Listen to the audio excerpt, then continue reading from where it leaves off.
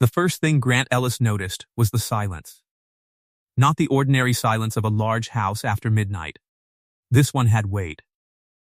Rain struck the tall windows hard enough to blur the lights beyond them, and somewhere deep inside the walls, a warning tone sounded every 20 seconds.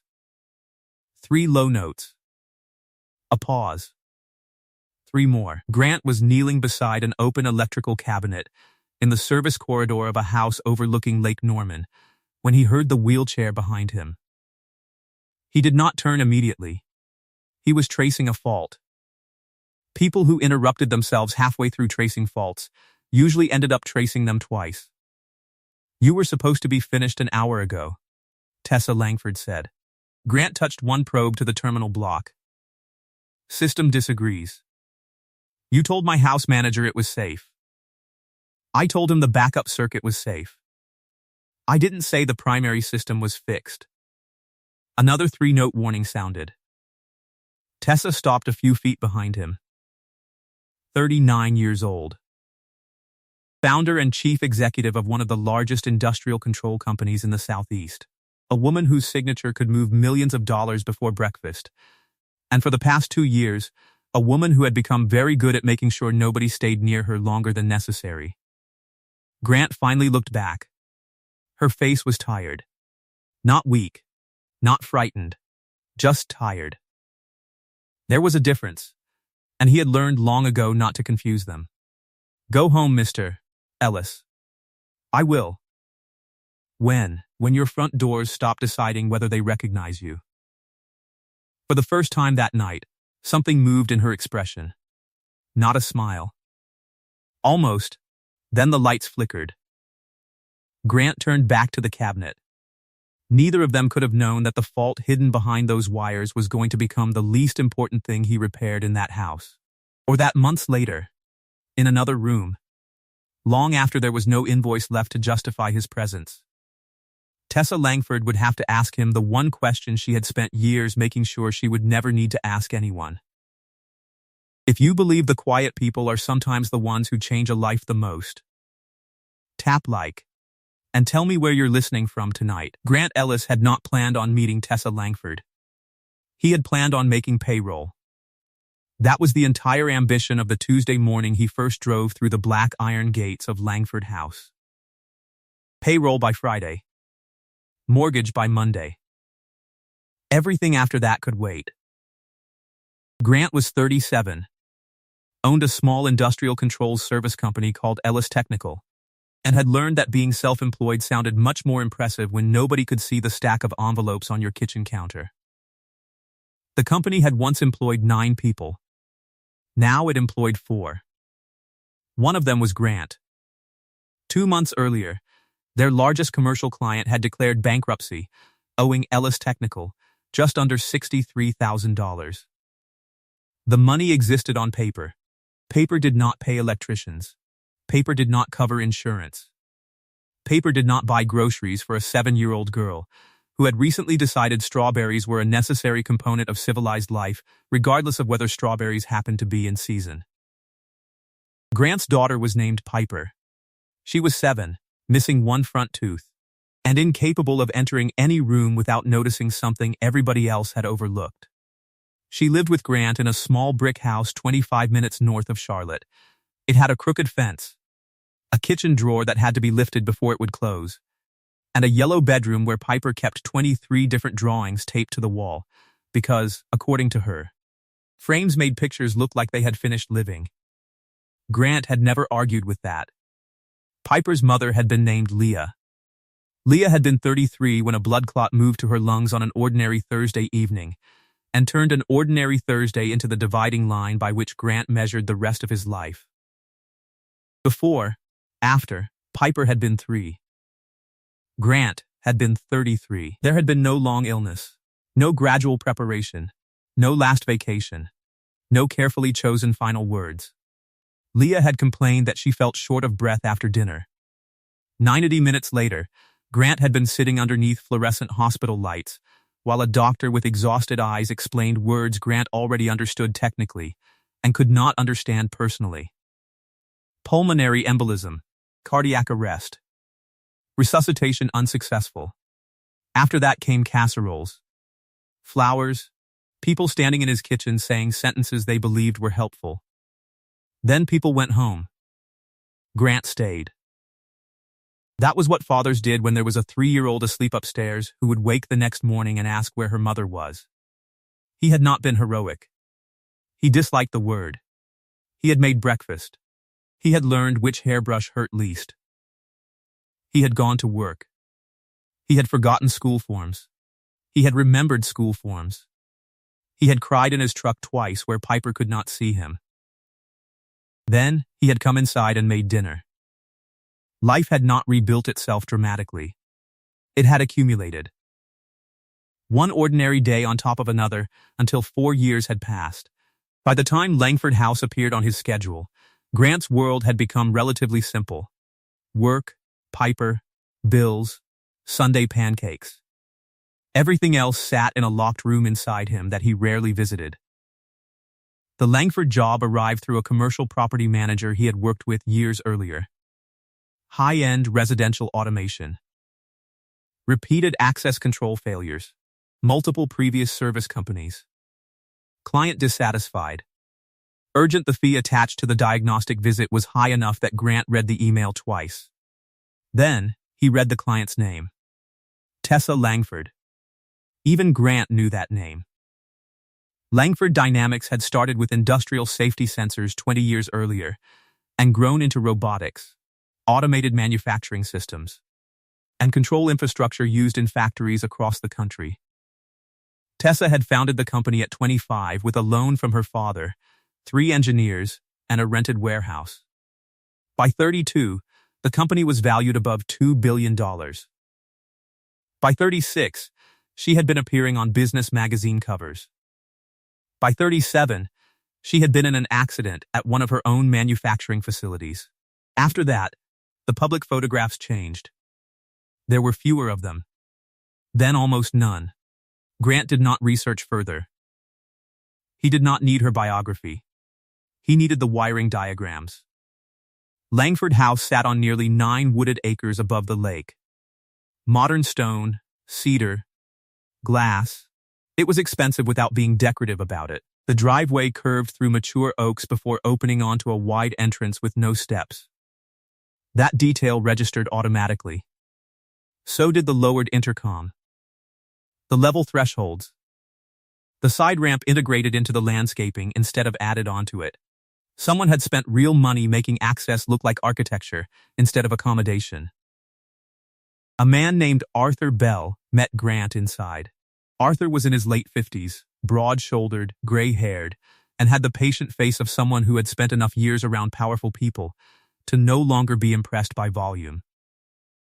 "You're the 5th company," Arthur said. Grant set down his diagnostic case. "Good morning to you too."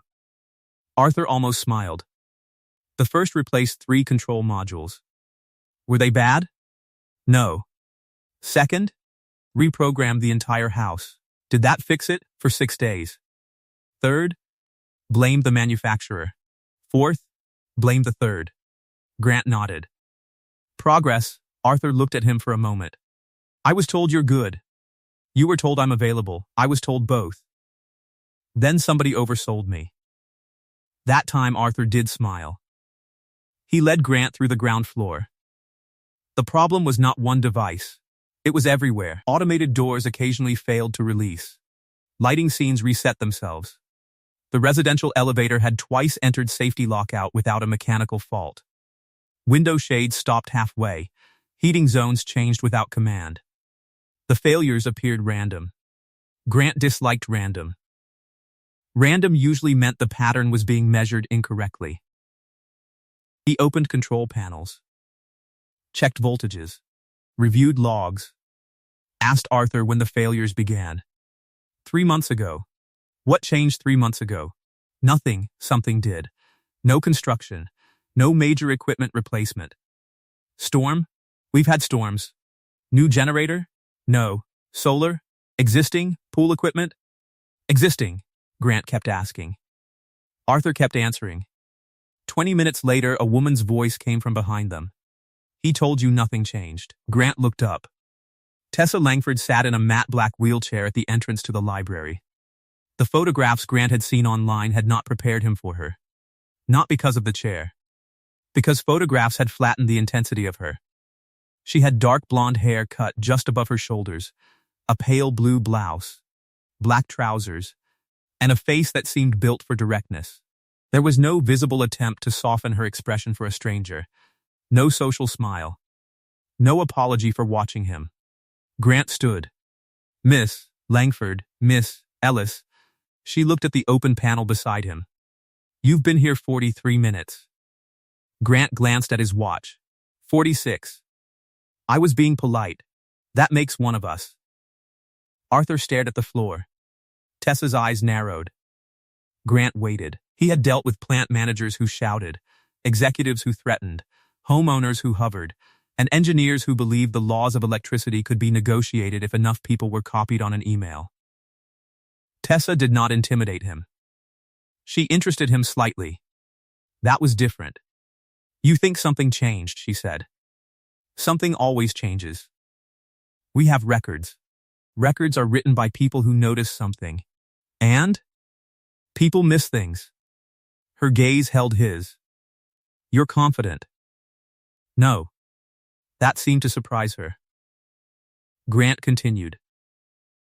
Confidence before diagnosis is how you bought 3 control modules you didn't need. Arthur made a small sound that might have been a cough. Tessa looked at him. He became extremely interested in the wall. Then Tessa looked back at Grant.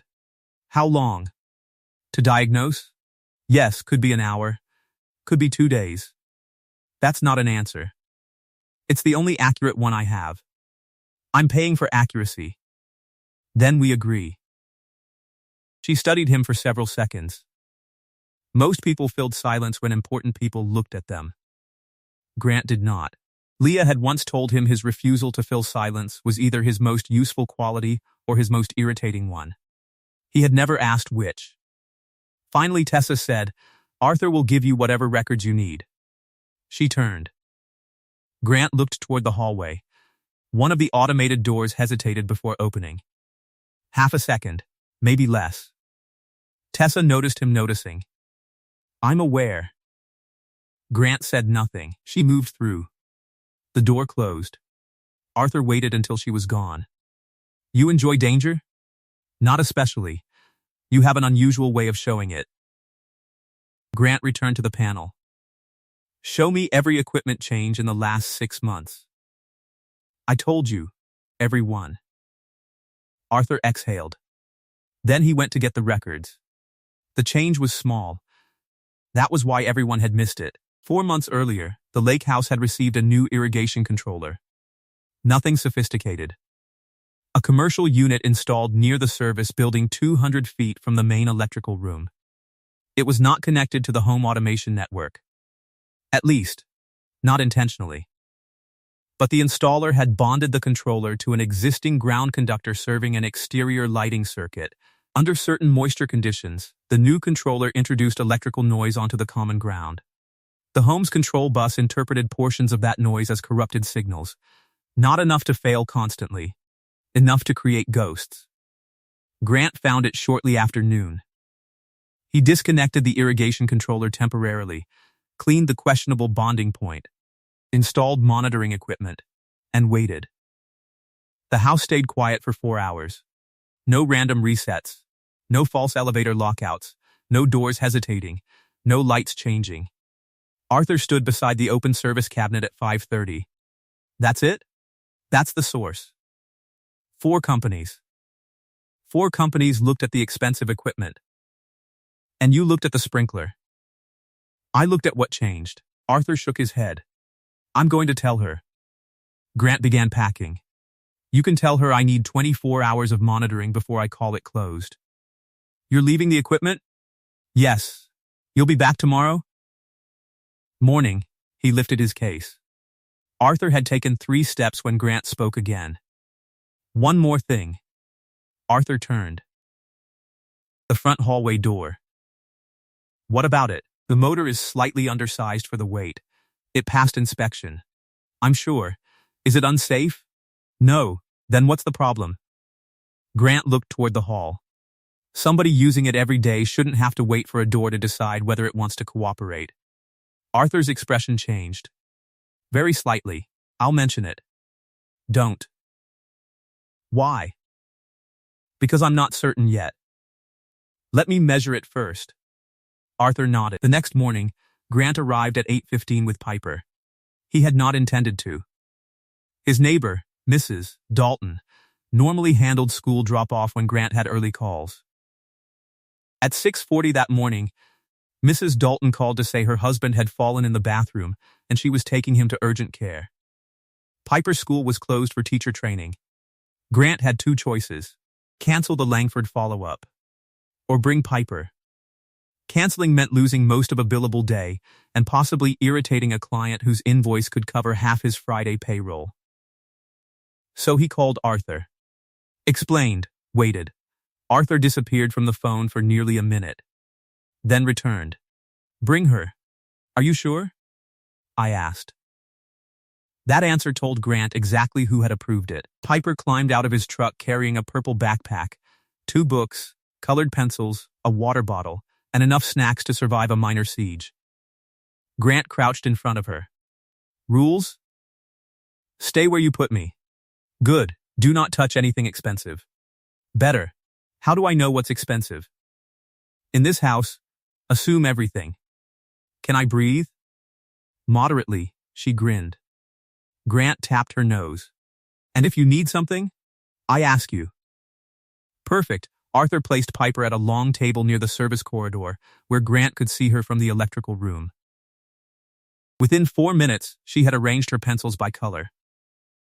Within 7, she was drawing. Within 12, she had noticed the bridge.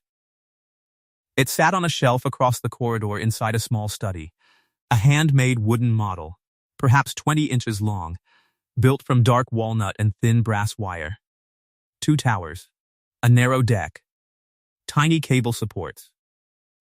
One of the main suspension wires on the left side was broken. The model leaned slightly toward the missing cable. Piper stared at it. Grant saw the look. No, I didn't say anything. You were about to. How do you know? I've known you 7 years. I've only been talking for like 6, longest 6 of my life. Piper rolled her eyes with great ceremony and went back to drawing. 10 minutes later, Tessa appeared. She stopped when she saw Piper. Grant stood. Miss Langford, I'm sorry about the change. Childcare fell through. I approved it. I know. Then why are you apologizing? Grant considered that. Habit. Tessa looked at Piper. Piper looked back. Children had a way of staring at wheelchairs that adults trained themselves out of. Not cruelly, simply because a wheelchair was a thing they noticed. Piper looked at Tessa's wheels, then her hands, then her face. Hi, Piper said. Hello, I'm Piper. I know. My dad told you? Mr. Bell did. Piper nodded as if this were satisfactory. Then she pointed at the bridge. Did you make that? Grant closed his eyes briefly. So much for rules. Tessa followed Piper's finger. Her expression changed. Not dramatically, but Grant saw it. Yes, how old were you? 12. Piper looked impressed. It's really good. Thank you. 1 cable is broken. Grant intervened. Piper. What? Not everything we notice needs commentary. Tessa's gaze remained on the bridge. It broke 2 years ago.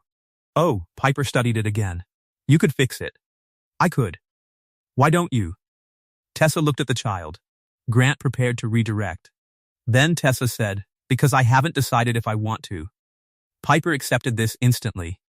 Okay, no sympathy, no follow-up. No adult attempt to interpret the meaning. Just okay. Tessa looked almost confused by how easily the conversation ended. Piper returned to her paper.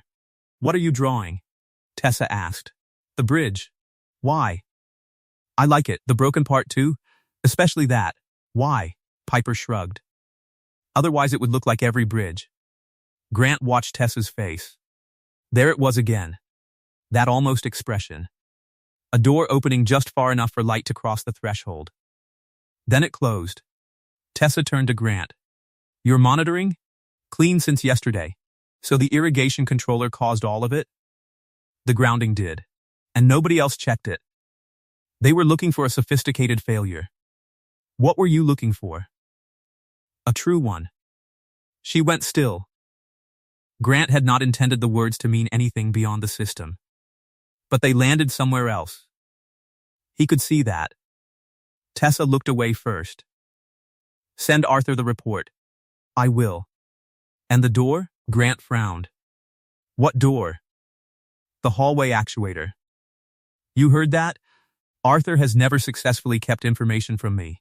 Grant looked toward the entrance. I want to replace the motor with the next torque rating and adjust the closing profile. Was the original improperly specified?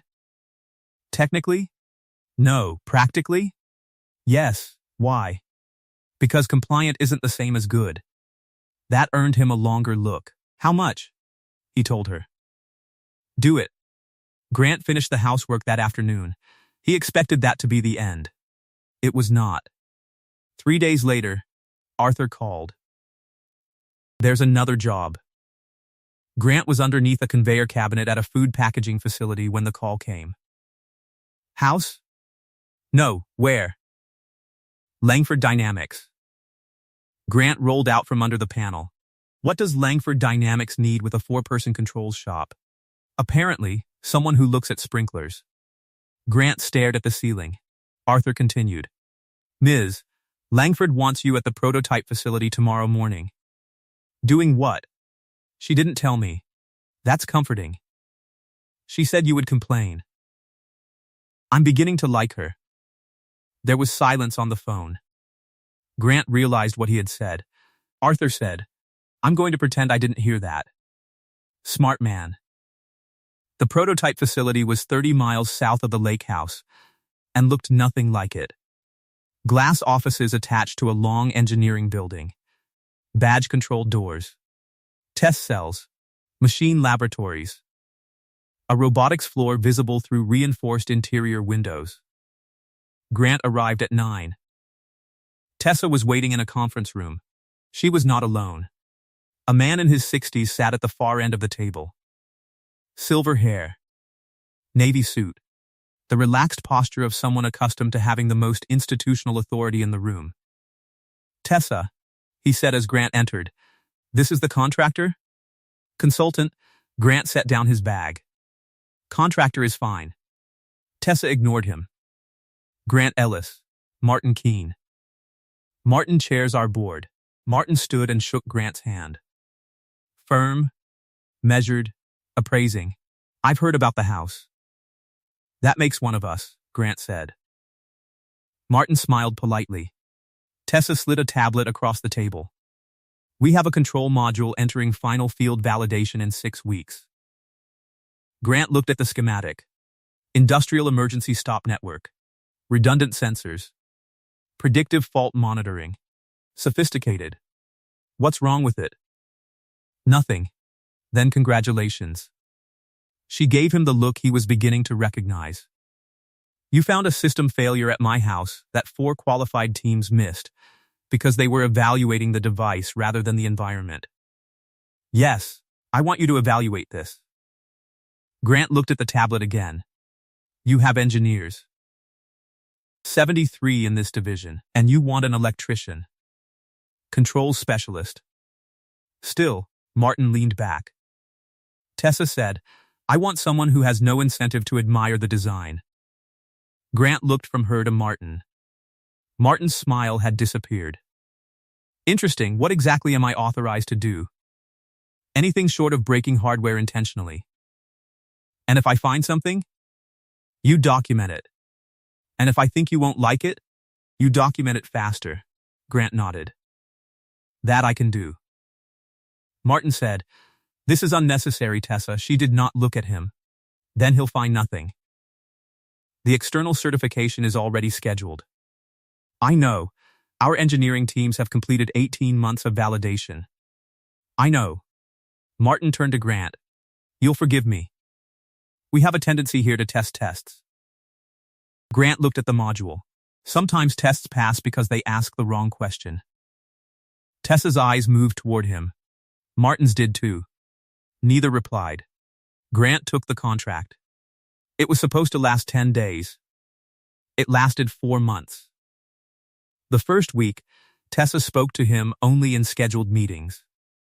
The second week, she began appearing in the test lab without putting the meetings on the calendar. The third week, Grant realized she had started bringing coffee. Not for him, for herself. But she brought 2. The first time, she placed one beside his laptop without comment. Grant looked at it. Black, 2 sugars. Exactly how he took it. You asked Arthur. No. Then you searched my medical records. You drink it the same way every day. That's unsettling. Observation is unsettling only when you thought nobody was paying attention. Grant looked at her. Tessa appeared to realize she had said more than intended. She turned toward the test bench. What have you found? Your module is excellent. She waited. But the installation assumptions are too clean. Her chair stopped. Explain. Grant pulled up a diagram. You're testing controlled failures. Broken sensor. Cut communication. Power fluctuation. Signal drift. Yes, you're not testing dirty environments. We have environmental validation. Temperature and vibration aren't what I mean. What do you mean? Bad grounding. Mixed voltage cabinets. Cheap replacement relays installed 5 years after commissioning. Technicians adding equipment without updating drawings. Moisture inside junction boxes. Somebody using a shield conductor as ground because it's Friday at 4:30 and they want to go home. Tessa stared at the screen. That violates installation requirements. Of course it does. Then the customer is operating outside specification. Yes, so? Grant looked at her. Do you want the system to be right, or do you want the worker standing beside the machine to go home with 10 fingers? Silence. Not angry silence. Thinking silence. Tessa moved closer to the screen. How would you test it? Grant smiled slightly. Ugly. For the next 3 days, they made the laboratory ugly. Grant introduced wiring mistakes a competent technician might realistically encounter. Shared grounds. Mismatched relays. Signal cable beside motor conductors. Loose shields. Voltage sag. A failing contactor generating noise. An old power supply. The module survived most of it. Then on Thursday at 3:17 in the afternoon, Grant created a particular combination of grounding error and sensor chatter. The system hesitated. 280 milliseconds. Less than a third of a second. Then it responded. Tessa watched the trace. Again, he repeated the condition. 261 milliseconds. Again, 294. Tessa became very still. That delay should be impossible. It isn't. Could it matter? Grant did not answer immediately. Tessa looked at him. Grant, in the wrong machine? Yes. With the wrong cycle time? Yes. Yes, the room changed. That was the moment Grant began to understand her. Not when she was commanding. Not when she was cold. Not when she was sitting behind a conference table with men twice his net worth waiting for her decisions. When the test failed. Because Tessa did not defend herself. She did not ask whether the condition was technically fair. She did not search for someone to blame. She looked at the problem. Then she said, "Stop validation." The lead engineer stared at her. "We're 3 weeks from certification. Stop it. Tessa, we can patch. No patch until we understand the failure." Martin Keene arrived 25 minutes later. Grant had never seen a man enter a room calmly while bringing that much anger with him. What happened? Tessa explained. Martin listened, then turned to Grant. This condition violates 6 separate installation requirements. 7, Grant said. Martin's jaw moved. You deliberately created a non-compliant environment. Yes, and the system responded inside 0.3 of a second. Yes. Our required threshold is half a second. Grant nodded. For this test rig. Martin looked at Tessa. she said. On a high-speed press, it could be unacceptable. It isn't designed for high-speed presses. Not today. Martin's eyes sharpened. Certification is in 18 days. Then reschedule. Do you understand what that announcement will do? Yes. Do you understand what delaying this launch costs? Yes. Tessa, she looked at him. Grant had seen stubborn people. This was not stubbornness. Stubbornness was refusing to move because movement felt like losing. Tessa looked as if she had already accepted the cost. She simply would not accept the alternative. Move certification, she said. Martin left. Grant began disconnecting the test setup. Tessa stayed. After a minute, she said, He thinks I overreact. Do you? No. Then why does it matter? Her gaze shifted toward him. You're unusual. That's what my daughter says when she's trying not to call me weird. For the first time, Tessa laughed. A real laugh. Small, brief, but complete. Grant looked at her. She stopped. What? Nothing, you're staring. I've never heard you do that. Do what? That laugh? I wasn't going to say it. You were thinking it.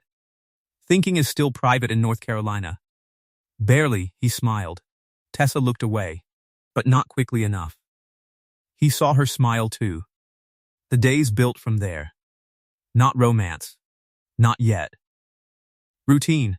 Grant at the laboratory 3 days a week. At his own shop the others. Occasional calls from Tessa in the evening about test results. Messages that began professionally and sometimes ended somewhere else. Did Piper finish the bridge drawing? Yes. Did she repair the broken cable in the drawing? No, why not? Says it belongs there. Smart child. Dangerous child. Agreed, Piper came to the lake house twice more. Both times by invitation. The second time, Tessa had colored pencils waiting. She pretended they happened to be there. Piper pretended to believe her. Grant pretended not to notice either one of them pretending. The bridge model stayed on the shelf. Broken cable. Slight lean. Untouched. One Saturday. Piper sat on the floor beside it drawing while Tessa reviewed a technical report at a nearby table. Grant was replacing a failed actuator on the patio door. Piper asked, Why did you build a bridge? Tessa looked up from the report. For a school competition. Did you win? Yes, of course you did. Tessa raised an eyebrow. What does that mean?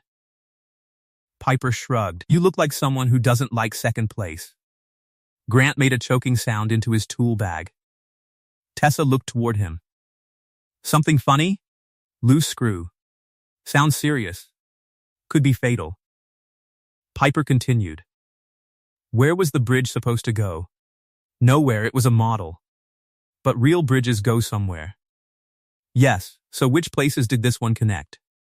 Tessa's face softened. When I built it, I imagined one side was where I was. The other side was wherever I wanted to go. Piper thought carefully. What was on the other side? I didn't know. Then how did you know you wanted to go there? Tessa looked at the little girl. Grant stopped turning the screwdriver. Piper was waiting for an answer.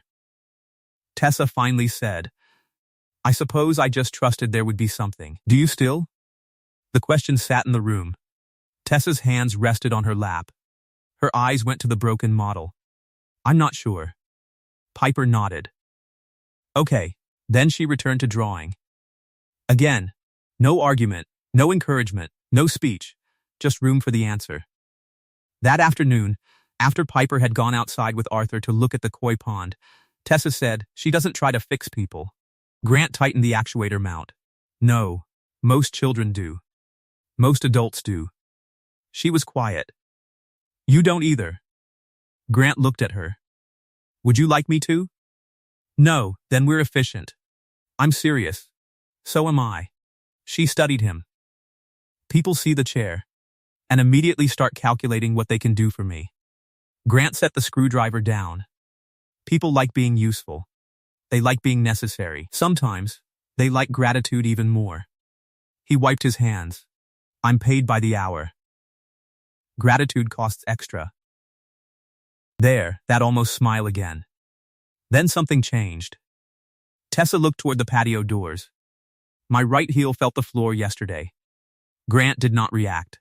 Not because he did not understand the significance. Because her tone told him she did not want significance placed on it yet. Okay, he said. Her eyes snapped toward him. That's all? What would you like me to say? I don't know. Did you tell your therapist? Yes, and? She wrote it down. Then she sounds competent. Tessa watched him. It may mean nothing. Then it means nothing. It may mean something. Then you'll know when you know. Her shoulders lowered a fraction. I hate you sometimes. I invoice weekly. She laughed again. Quietly. That was the disguised beginning of something neither of them was willing to name. Not recovery. Possibility. And possibility was harder for Tessa than certainty. Grant learned why gradually.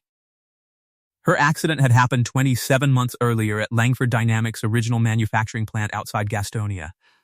A suspended assembly platform had failed during a commissioning inspection. Tessa had been underneath it with 4 other people. 3 escaped the collapse zone. Tessa did not. Neither did a maintenance supervisor named Emilio Santos. Tessa survived with an incomplete spinal injury.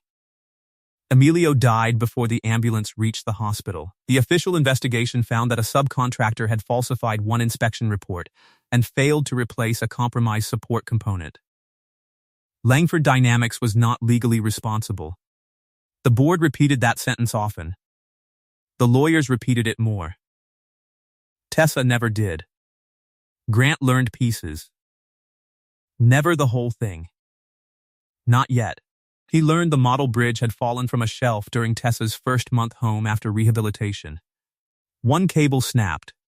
She had never repaired it. He learned she had stopped going to the Gastonia facility completely. She managed it remotely. He learned Martin Keene had been her father's closest friend. He had known Tessa since she was 11. He had been one of the first investors in Langford Dynamics. He had sat beside her hospital bed after the accident. He had handled the board while she learned how to move through a life whose geometry had changed overnight. And he loved her. Grant became certain of that. Martin's problem was not that he wanted to hurt Tessa. His problem was that he wanted to protect her badly enough to make decisions she had not asked him to make. The trouble surfaced in October. Grant arrived at the prototype lab at 8 one morning and found Tessa already there. No coffee, no laptop, just a folder on the table. What happened? She looked at him. How do you know something happened? You're sitting in a laboratory at 8 in the morning without criticizing anyone. I criticize selectively. You're slipping. She pushed the folder toward him. Grant did not touch it. What is it? Nothing you need to read. Then why is it in front of me? Tessa exhaled. The board activated the executive continuity provision. Grant waited. They want an independent assessment of whether I should remain chief executive. He stared at her. Because of the product delay? Partly. Because of the accident? They won't say that. Which means yes. She looked toward the test cell. The clause exists for prolonged incapacity, serious health events, or circumstances that could materially affect executive performance. Are you incapable? No. Is your health preventing you from working? No. Then what are they assessing? Risk. Whose? Shareholders. Grant's mouth hardened. Tessa noticed. Do not be angry on my behalf. I'm not. You are. I'm angry professionally. That is not a real category. It is now. She almost smiled. Then the smile disappeared. Martin believes an orderly transition is better than a public fight. To who? To everyone. Convenient. Tessa looked at him. That was my word. It's a good word. He wants me to become executive chair. Keep strategic authority. Step away from daily management. And what do you want? She was silent. Grant waited. What do you want, Tessa? It was one of the first times he had used her first name without thinking. They both noticed. Neither corrected it. I want the right to decide when I'm finished. Grant nodded once. Then decide. It isn't that simple. It never is. Our largest institutional investor has concerns about the delayed certification. Because you stopped an unsafe launch. They don't know that yet. Tell them. The failure is confidential until we finish analysis. Then finish. We are. Then what do you need from me? Her eyes met his. The truth. About? The module. Grant understood. If he said the redesigned system was ready, Tessa could use his independent report as evidence. If he said it was not, the board would have more ammunition. She was not asking him to lie. That was what made the moment difficult. She was asking him to be certain. Grant walked toward the test bench. I'll need 4 days. We have 2. Then you have a problem. I know. You want my name on it? Yes, then 4. Grant no, her expression chilled. We have been testing this for weeks. Yes, you know the redesign. I do. You designed half the failure matrix. Yes, and you still need 4 days? Yes, why? Because you need the answer too badly. She stared at him. He continued. That makes both of us dangerous. The words landed hard. Tessa's voice became quieter. You think I would influence the result? I think you're human. That wasn't my question. No, I don't think you'd ask me to falsify anything. Then, but I might rush because I know what it costs you if I don't. Silence. Grant stepped closer to the bench. I won't do that. Tessa's eyes hardened. You understand I could hire another consultant. Yes, you understand another consultant could complete the review in 48 hours. Yes, and? Then hire one. He turned toward the equipment. Behind him, Tessa said, You are extraordinarily difficult. Grant looked back. So are you. That should have ended the contract. Instead, she gave him 4 days. The redesigned module passed. Not perfectly. That mattered. One obscure fault condition still produced an intermittent warning rather than a clean system stop. It was not dangerous. But it was not ready. Grant wrote exactly that. Tessa read the report at 9:30 on Friday night. They were alone in the lab. She reached the final page. Her face gave nothing away. You cannot recommend certification. Not yet. The remaining issue is diagnostic, not safety critical. Yes, we can fix it in software after certification. Yes, and you still won't recommend. No. She closed the report. Martin will use this. I know. This could cost me the board vote. I know. You could have written that the system met safety requirements. It does. That statement would be true. Yes. Then why didn't you? Because that isn't the question you hired me to answer. What is? Is it ready? Her jaw tightened. Grant's voice stayed calm. It isn't. For several seconds she looked at him with an expression he had never seen before. Not anger. Betrayal. That hurt more. You should go, she said. Grant nodded. He gathered his laptop. Tessa. Do not. He stopped. You asked for the truth. I know what I asked for. Then don't punish me for giving it. Her eyes flashed. You think this is punishment?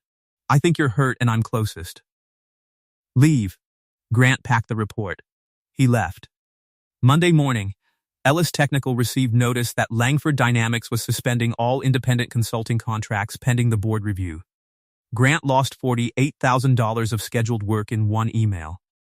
$48,000 he had already counted. Not spent. Counted. There was a difference. He stared at the number on his computer screen for a long time. Then he opened payroll. He could cover 2 more weeks. Maybe 3 if he stopped paying himself. He called his foreman, Jerome, explained. Jerome was silent. Then said, You want me to tell the guys? No. I will. You sure? Yes, what did you do? Wrote the report they hired me to write. Jerome laughed once without humor. Should have tried lying. Next career. Grant picked Piper up from school that afternoon. She knew something was wrong before he started the truck. You're doing your forehead thing. What forehead thing? The line. What line? She pointed between his eyebrows. That one. Grant rubbed it. Work problem. Bad? Manageable. That means bad. Who taught you that? You, he sighed. Piper buckled her seatbelt. Is it Tessa? Grant looked at her. Why would you ask that? Because you only do the forehead thing about money and Tessa.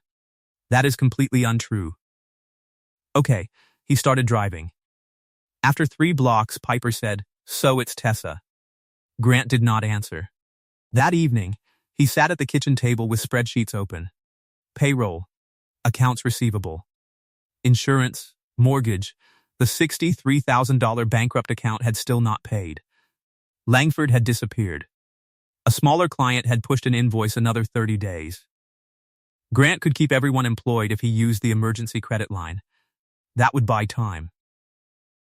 Expensive time. But time. At 9:15, after Piper went to bed, his phone rang. Tessa. Grant stared at the screen. Let it ring twice. Answered Ellis. You knew. Her voice sounded different. Flat. What? You knew Martin would cancel the contract. No, do not lie to me. I'm not. You told me your report could cost the board vote.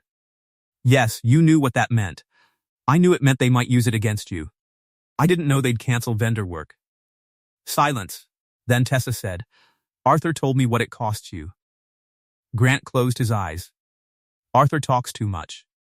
He said, you may have to lay people off. That is not your problem. It became my problem when no, the word came sharper than he intended.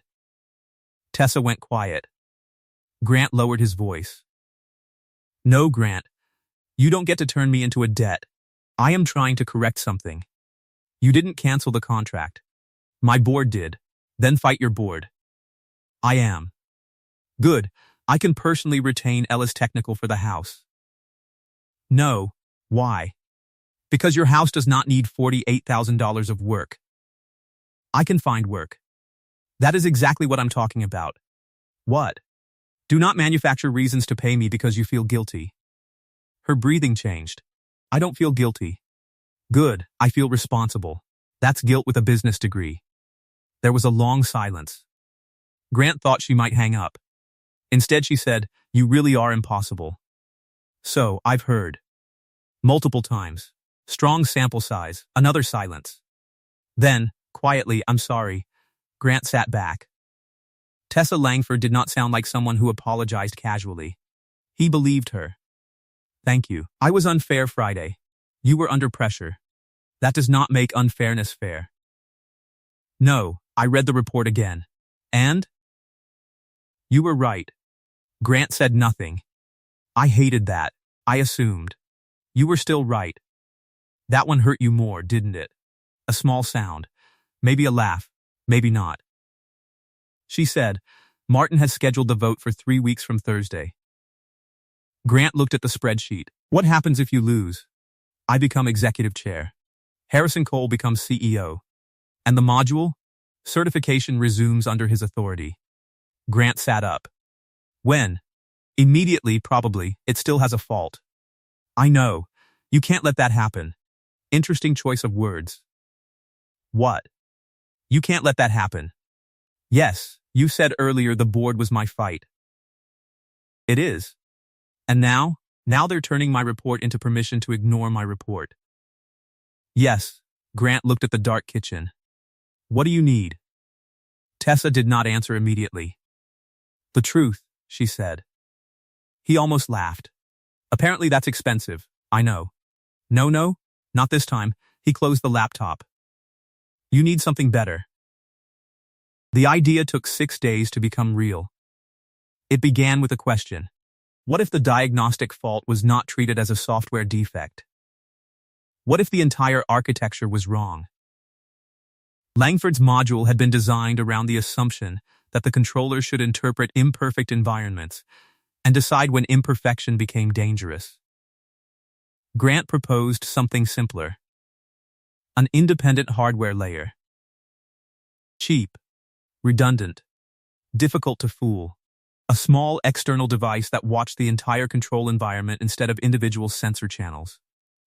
If the installation became electrically dirty enough to compromise reliable decision-making, the device would force a safe state before the primary controller ever had to guess. Tessa disliked it immediately. It's inelegant. Good. That is not a defense.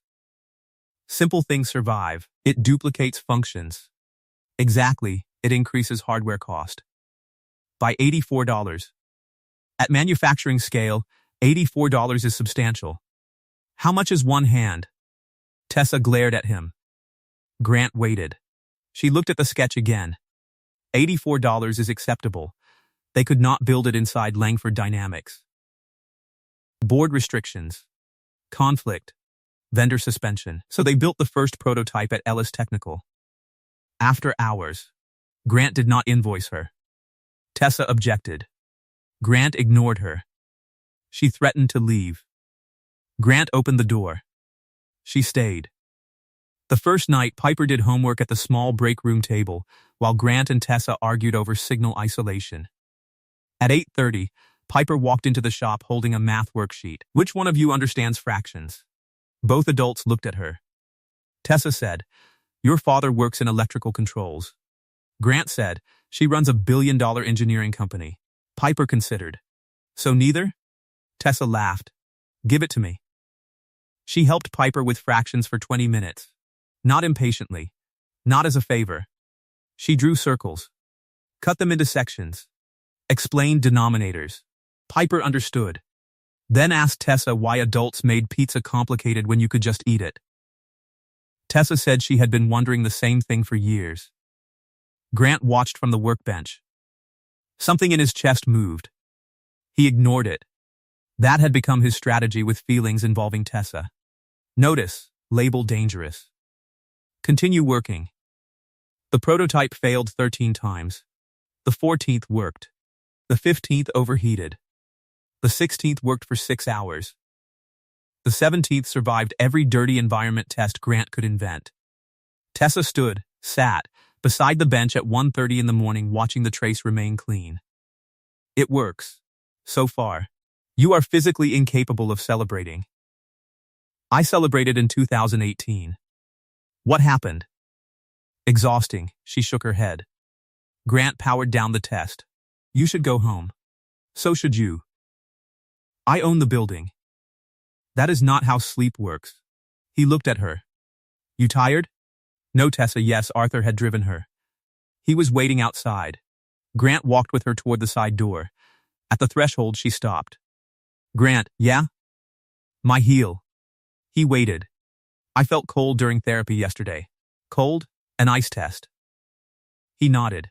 Right side, not consistently. He kept his voice level. What did your therapist say? That she wants the rehabilitation physician to repeat sensory mapping. And you? I said no. Grant looked at her. Why? Because I know how this works. How what works? Someone sees something small. Everybody becomes hopeful. Tests happen. Specialists appear. Then the answer is still the answer. You don't know the answer. I know 32 versions of it. 32? That many doctors. Grant leaned against the doorframe.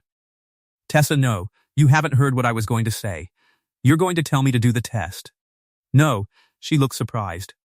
I'm going to tell you it's your decision. Her expression shifted. But. No but. You think I should. Doesn't matter. Of course it matters. Not enough to make the decision mine. Something in her face went still. Grant continued. If you want certainty, keep certainty. If you want to know, find out. But do it because you chose it. She looked down at her hands. For a long moment, neither spoke. Then Tessa whispered, I hate possibility. Grant understood that sentence better than she knew. I know. No, you don't. My wife died in 90 minutes. Tessa looked up. Grant had told her Leah died. He had never told her how. 1 minute I had a life I understood. Then I had a hospital room and a 3-year-old asleep at my sister's house.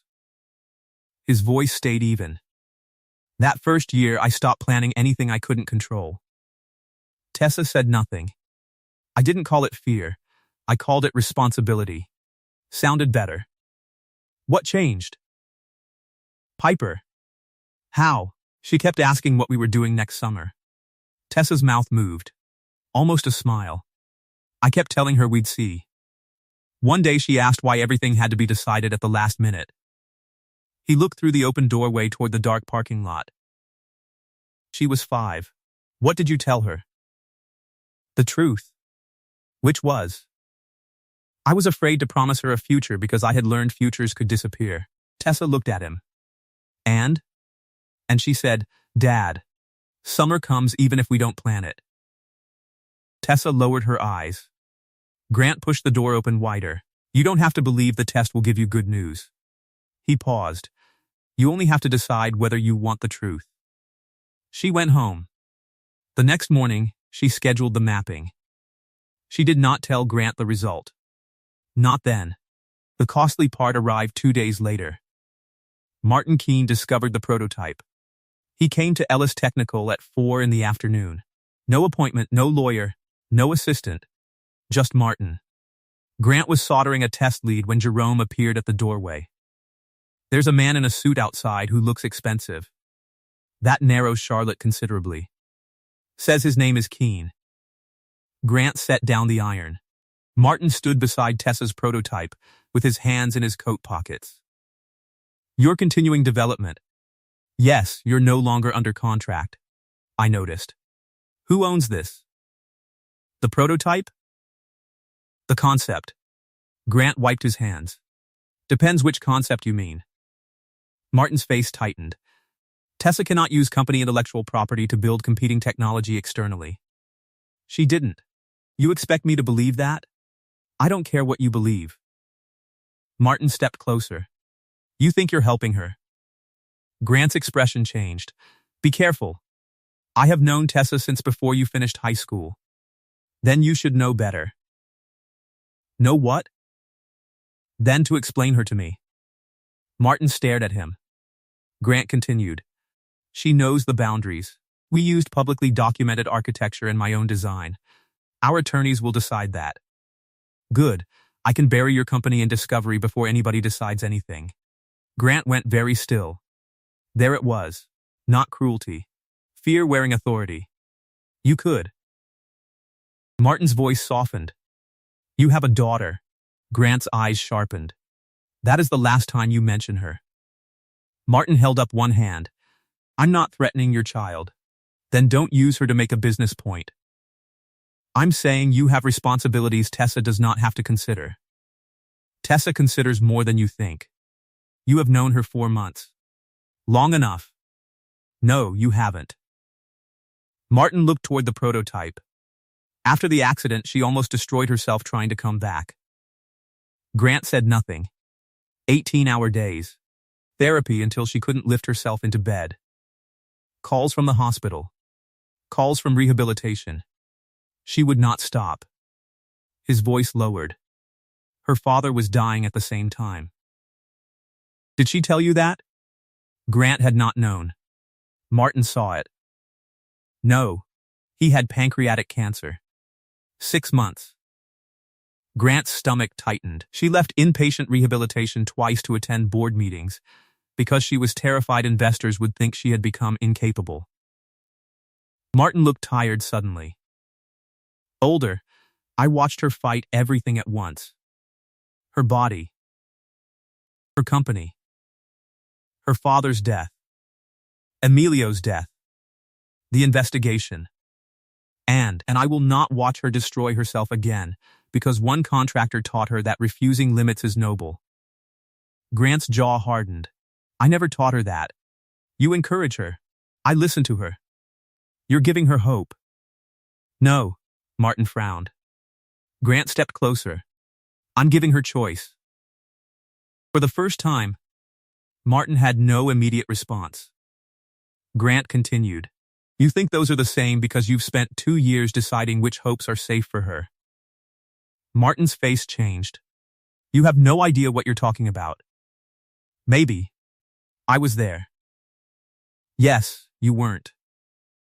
No. Martin pointed toward the prototype.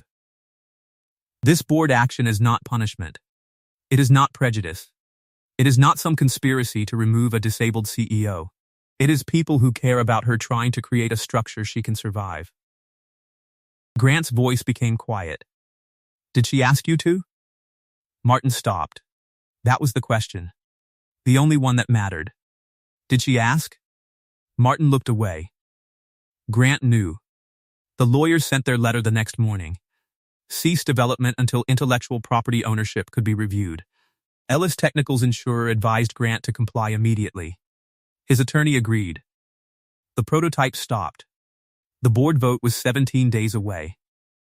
Grant had spent 9 unpaid nights building something he could no longer touch. He had used his emergency credit line. Payroll was due. And for the first time in 4 years, he sat alone in his truck behind the shop and wondered whether doing the right thing had finally become a luxury he could not afford. Piper found him there. She knocked on the passenger window. Grant unlocked the door. She climbed inside. You forgot I was here. No, I didn't. You were supposed to take me to gymnastics. Grant looked at the clock. He had. He closed his eyes. I'm sorry, Pipe, it's okay. No, it isn't. We can go next week. He rubbed his face. Piper watched him. Is everything breaking? Grant looked at her. What, at work? No, that's good. Some things are difficult. She nodded. Then looked through the windshield at the shop. Tessa isn't here anymore. No, did you have a fight? Sort of. Is she mad? No, are you? No, then that's a dumb fight. Grant laughed despite himself. Most fights are. Piper was quiet. Then she asked, Is Tessa scared you're going to leave? Grant turned. What makes you ask that? She acts different when you pack up. His chest tightened slightly. Different how? Like when Mrs. Dalton's cat is near the front door.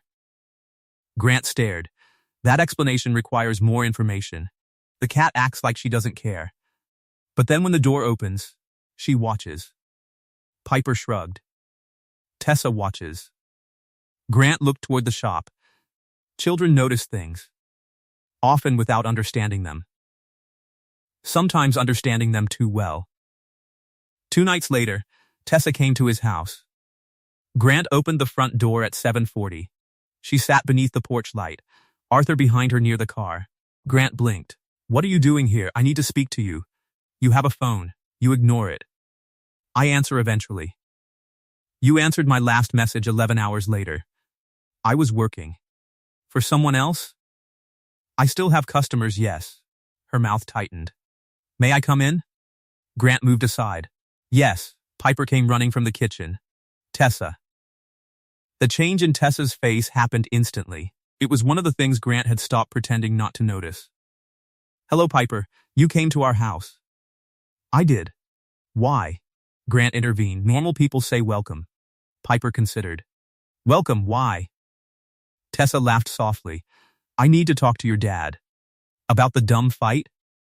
Grant stared at his daughter. Tessa looked delighted. What dumb fight? No. Piper pointed toward Grant. He said most fights are dumb. I did not classify this specific fight. You kind of did. Homework, I finished. Read. I did. Read again. Piper sighed like an exhausted employee and disappeared toward the living room. Tessa looked at Grant. She gets that from you. Nothing that happens in this house is my fault. He led Tessa into the kitchen. It was small. Warm. There were dishes drying beside the sink. A grocery list held to the refrigerator by a magnet shaped like a taco. Tessa looked around as though the ordinary details mattered. Grant noticed. You wanted to talk. She turned. I fired our outside counsel. Grant stared. What? The attorneys who sent you the letter. Why? They issued it without my authorization. Martin? Yes. Is that legal? He has authority during a board review to protect corporate intellectual property. So technically? Technically, yes. Grant leaned against the counter. And practically? I'm tired of technically. He almost smiled. What happens now? I hired independent counsel. They reviewed the prototype architecture today. And? No Langford-owned protected technology. Grant exhaled. We can continue. Yes, good. That isn't why I came. He waited. Tessa folded her hands in her lap. I had the sensory mapping. Grant said nothing. She looked at him. There is measurable response. His chest tightened. He kept his face calm. What kind? Pressure, temperature, limited proprioception on the right side. And motor? She hesitated. One muscle group. Grant did not move. The physician says it is too early to interpret. Okay, there are several explanations. Okay, it may not progress. Okay, will you stop saying okay? What do you want me to say? I don't know. Grant crossed his arms. Then okay seems safe.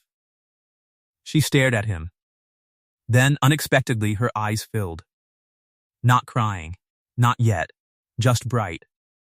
Grant's entire body wanted to move toward her. He did not. That restraint mattered. Tessa looked away. I spent 2 years learning how to stop expecting another answer. I know. And now everybody is careful around me again. He waited. My therapist is careful. The physician is careful. Arthur is careful. My sister is careful. What are they afraid of? Me hoping. Grant thought of Martin. There it was again. People trying to protect Tessa from her own future. What are you afraid of? She looked at him. Hope, he nodded. Fair, that's not helpful. Truth isn't always helpful. Your favorite philosophy. Occupational hazard. Tessa looked toward the doorway where Piper had disappeared. Do you know what the worst part is? What? I want to try. Grant's voice softened. Then try. And if nothing comes from it? Then nothing comes from it. That simple? No. He walked to the kitchen table and sat across from her. It'll hurt. Her expression tightened. You think so? Yes, you're very encouraging.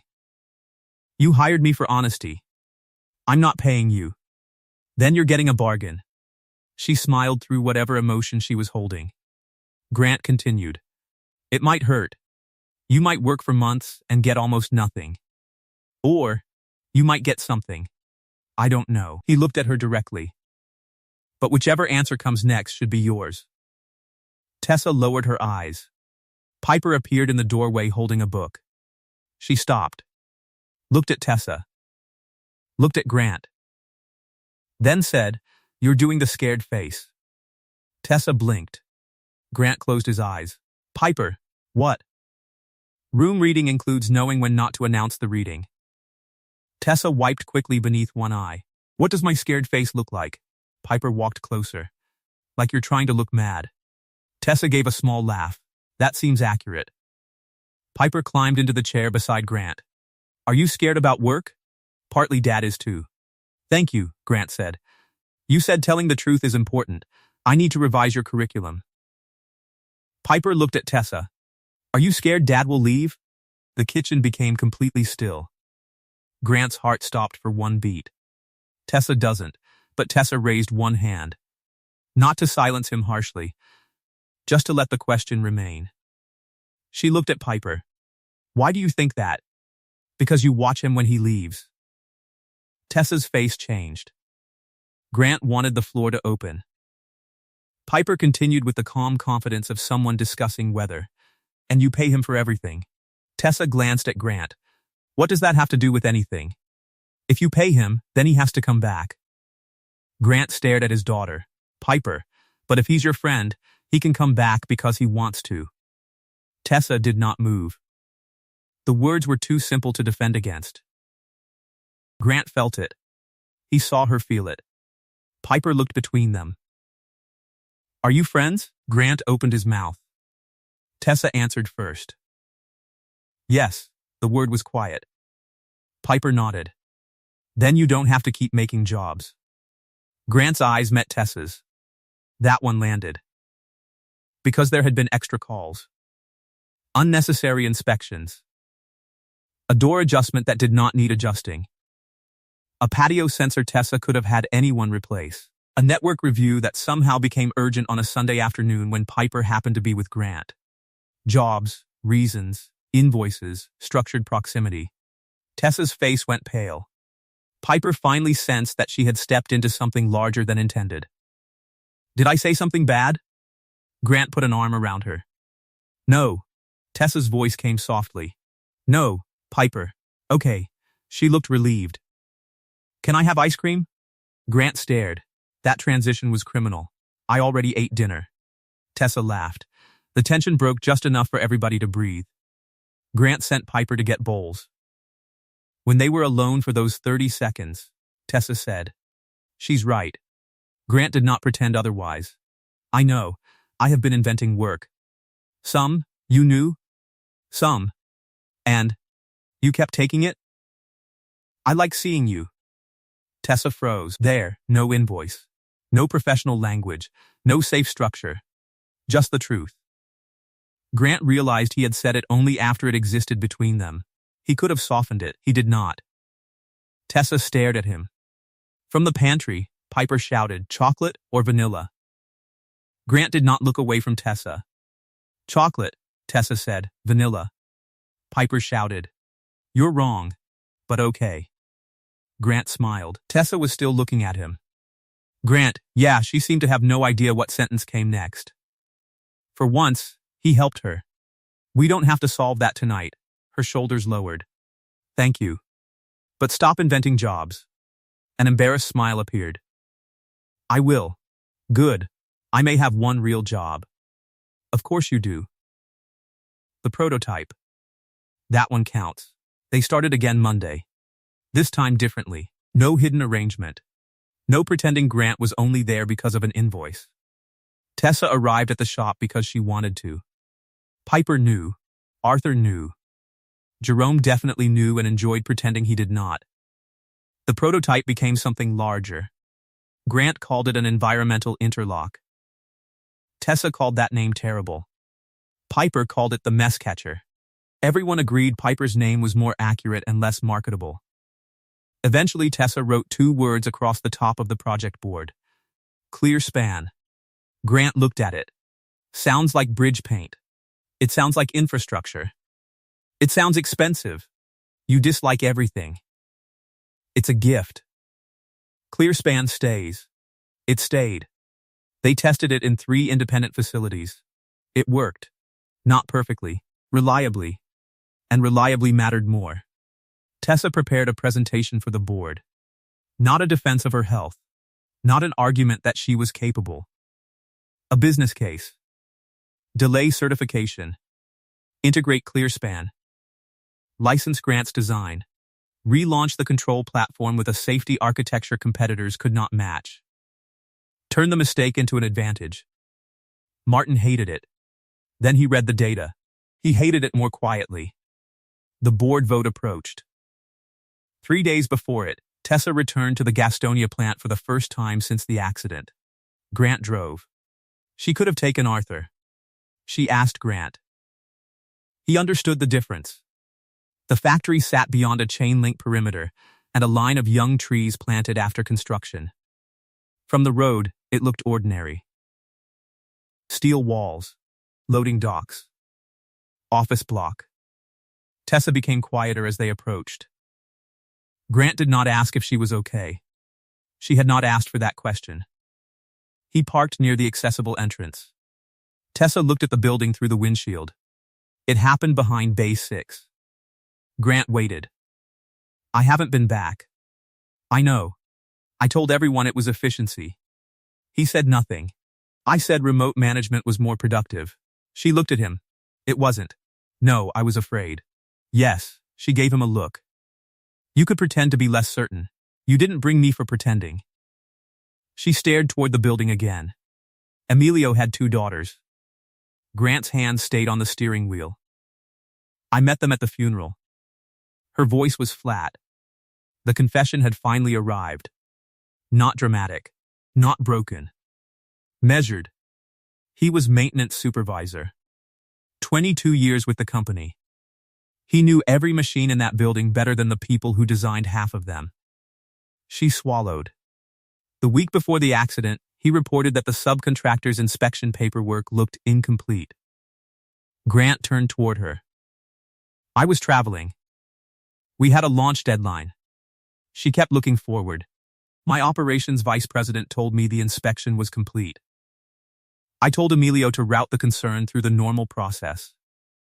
Her hands tightened together. Normal process. Grant said nothing. 3 days later, he was dead. Tessa, the investigation cleared me. Her voice sharpened. I know exactly what the investigation said. I know I did not falsify the inspection. I know I did not install the failed support. I know all of it. She finally looked at him. But he raised his hand. Grant let the silence stay. And I was too busy to look. There was nothing useful to say quickly, so he did not. After a while, Tessa whispered, "That is why good enough makes me angry." Grant nodded. "That is why 31 doctors made me angry. That is why Martin makes me angry. That is why you make me angry." Busy schedule. Her mouth trembled. Almost a smile. Then it disappeared.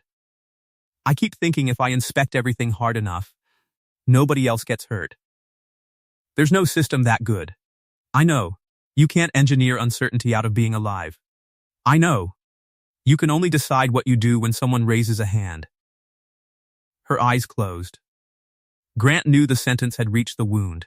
He continued carefully. Emilio raised his. "Yes, you missed it. Yes, that is true." She looked at him sharply. Grant did not flinch. "And now, what?" "Someone raises a hand now. What do you do?" Her eyes filled. "I stop the launch. Yes, I lose $48 million. Yes, I fight my board. Yes, I drive everyone insane." Frequently, a tear moved down her face. Grant let it. "You changed what happens next," he said. "That doesn't bring him back." "No." She stared at him. He did not offer absolution. That was not his to give. He offered something else. Truth without punishment. You can carry what happened without living underneath it. Her face crumpled for half a second. Then control returned. Not fully. Enough. After several minutes, Tessa placed both hands on her wheels. "Let's go inside." Grant got out of the truck. He did not move to push her chair. He never did unless she asked. She opened the door. Moved through it. The factory floor grew quiet when employees recognized her. People looked. Not because of the wheelchair. Because Tessa Langford had come back. She rolled through Bay 1, Bay 2, Bay 3. Grant walked beside her. Not ahead. Not behind. At Bay 6, she stopped. Nothing marked the location. Factories continued. Floors were repaired. Equipment moved. Shift schedules resumed. That was the strange cruelty of places where terrible things happened. They remained useful. Tessa stayed there for 52 seconds. Grant knew because he looked at the clock afterward. Then, she continued. That afternoon, she presented ClearSpan to the plant engineering team. No speech about courage. No announcement about returning. Just data. Failure modes. Safety margins. Cost. Questions. Work. When they left, Tessa looked exhausted. But different. As Grant helped load the prototype case into his truck, she said, "I felt my leg today." He looked at her. "During what?" "When I transferred at the test bench." "How much?" My thigh tightened. "Voluntarily?" "I think so." He did not smile. "Not yet." "Did you tell your therapist?" "She'll test it tomorrow." Grant nodded. Tessa watched him. "You're doing that thing again." "What?" "Refusing to react." "I'm reacting internally." "Convenient, I'm very excited internally." "That sounds fictional. It's overwhelming." She smiled. He closed the truck. Then Tessa said, "Thank you for coming today." Grant looked at her. "You asked." That has not always been enough to make people stay. The sentence was quiet. He understood it had little to do with the factory. Grant wanted to touch her. He did not. "Ask the right people," he said. The board meeting happened Thursday. 11 directors. 3 remote investor representatives. 2 independent advisors. Martin at one end. Tessa at the other. Grant sat near the wall because he was not a director and did not want to be one. The meeting lasted 3 hours. For the first 40 minutes, nobody mentioned Tessa's health. Then, one director did. Carefully, respectfully, which made the sentence worse. We need certainty that the chief executive role can be sustained under current circumstances. Tessa looked at him. What circumstances? The man hesitated. Martin closed his eyes briefly. The demands of your rehabilitation. My rehabilitation occurs outside business hours. The demands of recovery generally. Tessa folded her hands. Would you be asking this question if I were not using a wheelchair? Silence, the director began. That is not, yes or no. He stopped. Tessa waited. No, he admitted. Thank you. She turned one page in front of her. Then we have identified the issue. Martin spoke. Tessa, this is not about discrimination. I know what it is about. What? You're afraid. Martin stared at her. She continued. You're afraid I'll break. Nobody moved. You watched me after the accident. You watched my father die. You watched me try to run a company from rehabilitation. Her voice stayed calm. And somewhere in that year, people who loved me stopped distinguishing between supporting me and deciding for me. Martin's face changed. Tessa looked at him directly. I know why. He looked down. But you do not get to protect me from choices that belong to me. Quiet. Then she placed Grant's report on the table. This report delayed our certification. Grant felt every eye move toward him. Tessa continued. It cost the company money. She placed a second report beside it. This design exists because we delayed. Clear span. Test results. Independent validation. Projected licensing value. A manufacturing advantage. A safer system. This company was built by people willing to find the failure before the customer did. She looked around the table. If you want a chief executive who will certify a product because the calendar says she should, replace me. No anger, no threat. If you want one who will stop when the data says stop, then we have work to do. The vote came 27 minutes later. 8-3. Tessa remained CEO.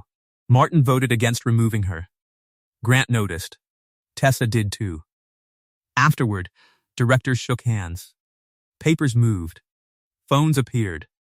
People returned to schedules because important moments rarely receive the amount of silence they deserve. Martin approached Grant near the door. You were right. Grant looked at him. About? Choice. Grant said nothing. Martin glanced toward Tessa. I thought I was keeping her from falling. Grant followed his gaze. Tessa was speaking with two directors. Straight-backed. Tired, alive, maybe stop moving the ground for her, Grant said. Martin nodded. Then he walked away. The recovery confirmation came that afternoon. Not dramatic. No one ran into the boardroom shouting. No miraculous standing. Tessa received a call in the car. Her rehabilitation physician. Grant heard only her side. Yes, pause. How certain? Pause. Voluntary? Longer pause. Her hand covered her mouth. Grant looked out the passenger window to give her privacy. Tessa whispered. Okay. The call ended. For several seconds she said nothing. Grant waited. Finally. Motor response. He turned. She was crying silently. Right quadriceps. Consistent voluntary activation. Grant felt his own eyes burn. He smiled. Small, that sounds like something. She laughed through tears. Yes, what does it mean? They don't know yet. Good answer. I hate you. I know, they want to increase therapy slowly. Then slowly. They said walking may still never. Grant raised one hand. Tessa. She stopped. You don't have to finish that sentence today. Her face folded. This time Grant moved. He reached across the space between them. Palm open. Not grabbing. Offering. Tessa looked at his hand. Then placed hers in it. Grant closed his fingers around hers. Nothing else. No promise. No prediction. No miracle. Just a hand being held because she chose to put it there. That night, Grant took her home. Arthur had been given the evening off. Piper was sleeping at Mrs. Dalton's because Grant had expected the board meeting to run late. He helped carry Tessa's files inside. Rain had begun again. almost exactly like the first night he had repaired the house. 3 low notes no longer sounded from the walls. The door opened immediately now. Grant noticed. So did Tessa. "You fixed that," she said. "The door?" "Yes. You paid me. You fix everything I pay you for?" Contractually, she smiled. The house was quiet. Grant carried the files into the study. The model bridge sat on the shelf. Still broken. Tessa moved toward it. For several seconds, she simply looked. Then she lifted it carefully and placed it on the table. Grant watched. "Do you remember what Piper said the first time she saw it? You could fix it." "No." Tessa touched the broken brass cable. "She said the broken part made it different." Grant nodded. Tessa looked at him. "I think I'm ready to fix it." Grant stepped closer. "You sure?" "Yes, you don't have to." "I know. That's different." "I know." He lifted the cable gently. The original wire had snapped near the anchor. Easy repair. 10 minutes with the proper gauge, maybe 20 if he wanted the aging to match. "Bring it to the shop tomorrow." "You'll fix it?" "If you want." "I do." He nodded. Then began gathering his coat. Tessa watched. "Where are you going?" "Home." The question had been ordinary. Her reaction was not. Only for a second. But Grant saw it. That watchfulness Piper had noticed months ago. The door opening. Someone preparing to leave. Tessa looked toward the rain-dark windows. "It's late. I've driven later. The roads are wet. I'll be careful." She nodded. Grant put on his coat. Picked up his keys. "Call me after therapy tomorrow." "I will." He reached the study doorway. Behind him, the wheels moved once. "Stopped, Grant." He turned. Tessa sat beside the little bridge. Her hands rested on its wooden base. Something in her face had disappeared. The CEO. The control. The practice distance. For once, she looked exactly as uncertain as she felt. "Stay tonight," she whispered. Grant did not answer immediately. Tessa's eyes dropped. Perhaps she already regretted asking. Perhaps the silence sounded like refusal. Grant walked back into the room. Stopped in front of her. Then crouched so they were looking directly at each other. "I'll stay." Her eyes lifted. "But tomorrow," he said, "you stop paying me to find reasons to be here." Tessa froze. Grant's voice softened. "If you want me here, ask me as Tessa." Her lips parted. No contract. No repair. No board. No excuse. Her eyes filled. "Just ask me." She stared at him, as if the possibility had never occurred to her that wanting somebody could be enough. Then she whispered, "I'm asking as Tessa." Grant smiled. "Then I'm staying as Grant." She laughed once through the tears. The sound broke in the middle. Grant reached up and touched her cheek. Slowly enough that she could move away. She did not. Tessa leaned into his hand. He kissed her, not dramatically. Not with the desperation of two people trying to make a moment prove something. Softly, carefully, a first kiss that did not need to promise anything beyond itself. When they separated, Tessa kept her forehead against his. "You really knew I was inventing jobs?" "Most of them." "How many?" The patio sensor was insulting. It was intermittent. It had one loose screw. The network audit? Entirely fictional. She laughed. The door? Legitimate, thank God. I have professional standards. She closed her eyes. Grant stayed. The next morning, Piper called at 7:15. Grant answered from Tessa's kitchen. Piper heard the room immediately. "Where are you?" Grant closed his eyes. Tessa looked over from the coffee machine and tried not to laugh. "Langford House." "You stayed?" "Yes," a pause. Then Piper said, finally. Grant nearly dropped the phone. "What does that mean? Can I have pancakes when you pick me up?" Piper, chocolate chip ones. Piper, by the call ended. Tessa was laughing openly now. Grant stared at his phone. "I have lost control of my household. You never had it." That is becoming a parent. 6 months later, Clearspan entered manufacturing. Langford Dynamics licensed the architecture from Ellis Technical, rather than purchasing it outright. That part was Tessa's idea. Grant objected to the valuation. He thought it was too high. Tessa informed him that his inability to understand his own market value was not a negotiation strategy. He hired a lawyer. The lawyer agreed with Tessa. Grant disliked both of them for an afternoon. Ellis Technical grew from 4 employees to 11. Nobody became magically rich. Bills still arrived. Equipment still broke. Payroll still happened every other Friday with astonishing regularity. But Grant stopped opening invoices with his stomach tight. That mattered. Tessa's rehabilitation continued. Slowly, unevenly, there were gains. There were weeks with none. The first time she stood with braces and parallel bars for 11 seconds, Grant was not there. She had not wanted an audience. Piper was furious. You stood and didn't tell us? I told you afterward. That is not the same. Tessa looked at Grant. Is she always like this?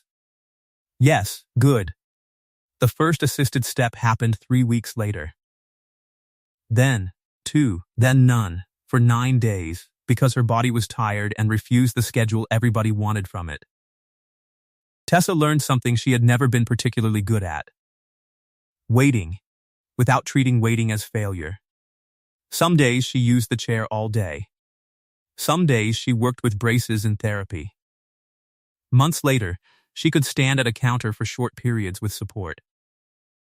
Walking never became simple. It did not become the measure of her life either. That was important. Grant had never fallen in love with the possibility that she might walk. He had fallen in love with the woman who stopped a $48 million certification because 280 milliseconds bothered her. The woman who could terrify a boardroom and spend 40 minutes helping a 7-year-old understand fractions. The woman who built bridges before she knew where they went. Tessa, in return, did not fall in love with the man who fixed her. Grant had never fixed her. He had annoyed her, contradicted her, charged her accurately, refused her money, made terrible coffee when forced to use her expensive machine, and remained exactly himself whether she was a billionaire CEO or a tired woman sitting at a kitchen table afraid of what tomorrow might say. Piper became the part neither of them knew they had been waiting for. Not because a child magically created a family. Because she refused to participate in adult dishonesty. When Tessa was scared, Piper said she looked scared. When Grant was lonely, Piper informed him he was doing the quiet thing.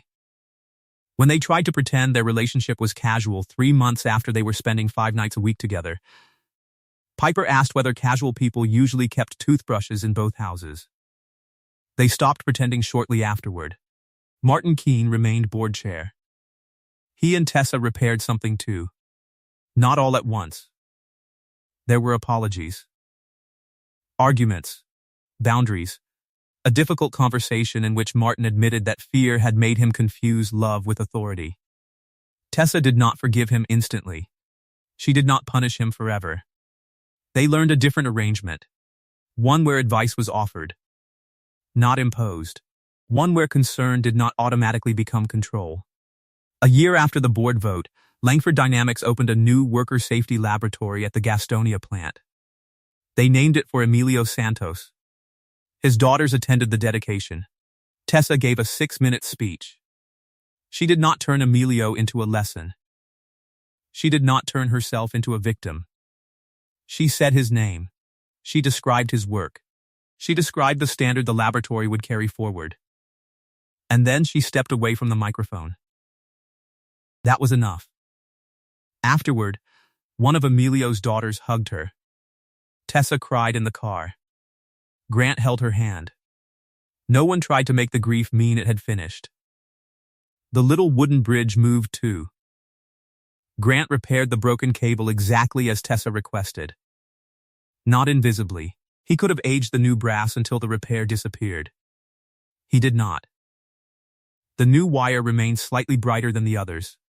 When Tessa noticed, she asked why. Grant said, "You told me to fix it. You didn't tell me to pretend it never broke." She stared at him for a long moment. Then, kissed him. The bridge eventually left the study shelf. Piper insisted it belonged where people could see it. So it moved to the kitchen. A handmade walnut bridge built by a 12-year-old girl who had believed something worthwhile existed on the other side before she knew what it was. One old cable. One new. Both carrying weight. And perhaps that was what the story had been from the beginning. Not a rescue. Grant did not rescue Tessa from the wheelchair. Tessa did not rescue Grant from money problems. Piper did not rescue two lonely adults by being charming enough to erase what hurt. Their lives were more complicated than that. This was about refusal. Grant refused to tell a powerful woman what she wanted to hear just because he needed her money. He refused to turn her disability into the most interesting thing about her. He refused to accept payment as a substitute for being wanted. Tessa refused to let a board decide when she was finished.